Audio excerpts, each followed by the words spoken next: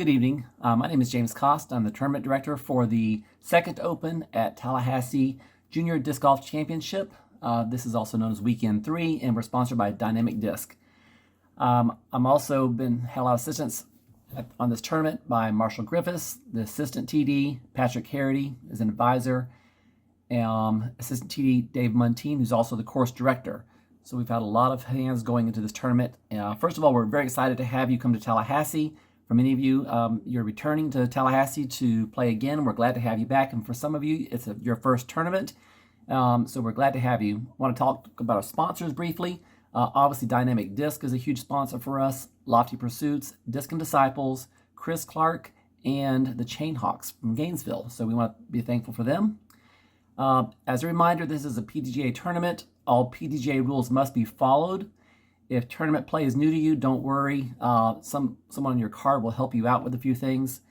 Also, we have a link to a series of videos that you can watch linked on our website, and so we'll be sharing that with you in an email.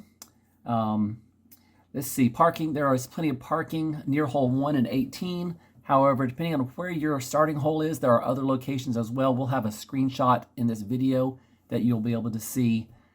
That'll be right here. Bathrooms also near hole 1. There's a playground bathroom. Hole 10 near the tennis courts, and hole 12 there's a porta potty.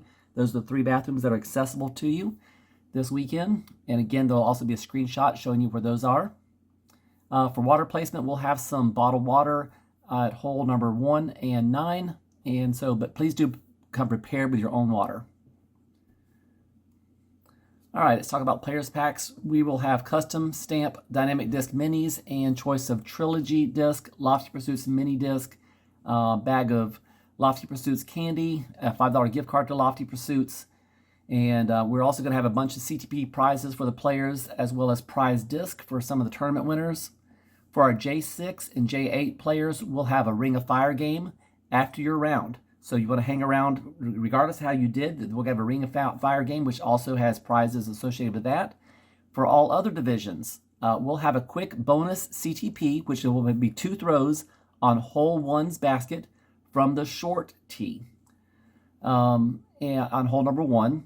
Let's see. And also, we're going to have a distance and accuracy contest. If you can throw 400 feet, great. But if it's 75 feet to the left, you're probably off target. So we're going to have an area marked off, most likely by hole 1's basket, throwing up the hill. We're going to have an area flagged off for throws, and we'll be doing that after the second round. And there'll be prizes for that. You'll have 2 throws for the, we'll have a few throws for the distance and accuracy contest. We've not decided how many throws we're going to give you a chance at to get one far and inbounds. Shotgun start, we will have we'll be updating the hole assignments on the PDGA tournament page after registration closes this Thursday evening, and we will have a 9 a.m. start with a 2-minute warning, so listen for horns or sirens to go off 2 minutes before and also at start of play right at 9 o'clock.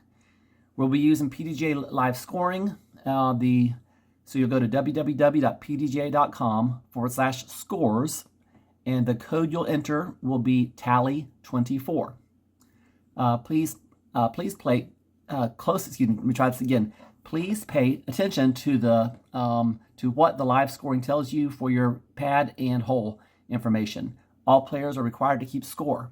At a minimum, we need at least 2 players on each card to keep score. We know that's the challenge with juniors. Some may not have phones, but hopefully between the parents and caddies, will be able to get everyone to keep score. And if, again, a minimum, we have to have 2 players. But do your best to have everyone. Some of the highlights.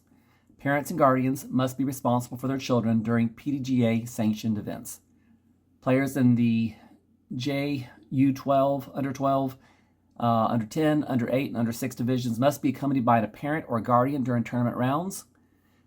During PDGA sanctioned tournament rounds, parents and guardians accompanying junior division players is fine.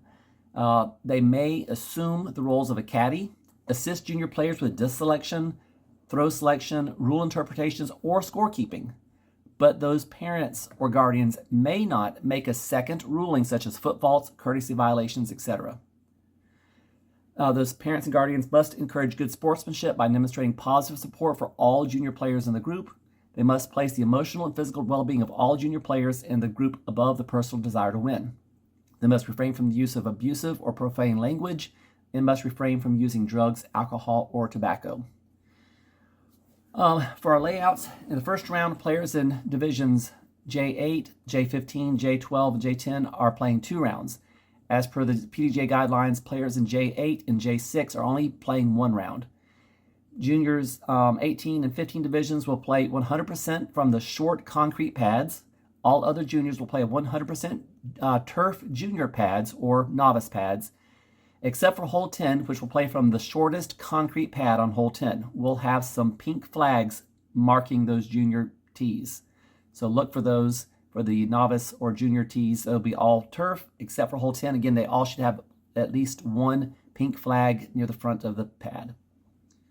All right, for the OBs, follow the PDJ app. We're going to have all the OB rules for each hole in that app, so I'm not going to go hole by hole, but they are spelled out in that app, in the app. So look at that. That is what you need to look for. Again, if there's a close decision on something, don't spend more than 30 seconds on a decision. When in doubt, as to a ruling, the favor goes in favor of the player. Give them a chance. Also, when in doubt, play a provisional. A provisional is when a player isn't sure of a ruling and needs clarification from the tournament director. The player declares provisional, throws the extra shot, but scores the original throw that was in doubt. The tournament director can help settle the decision, and the score can be adjusted if needed before finalizing the scorecard. Don't finalize the scorecard, then come to me or Marshall, who will be on site. We can't really help you there. So do not finalize the scorecards before discussing with us if there's any decision to be made. For OBs, as our PDJ rules, you can throw where the disc was last in bounds up to 1 meter inbounds with a 1-stroke penalty. We may have a few spotters on some of the holes, so it depends on our volunteers. We're trying to work on some good spotters, but please be very careful crossing the access roads in between holes, especially between holes 15 and 16, and then back from hole 17 to 18. We hope to have someone there with the traffic in this area because cars do sometimes turn into the park area kind of fast. Let's see. We will have check-in beginning at 7:30 on Saturday morning. We're not going to do early check-in on Friday like we did this past tournament. It was just too much for us. We are going to have Friday doubles, and we're also going to have an optional.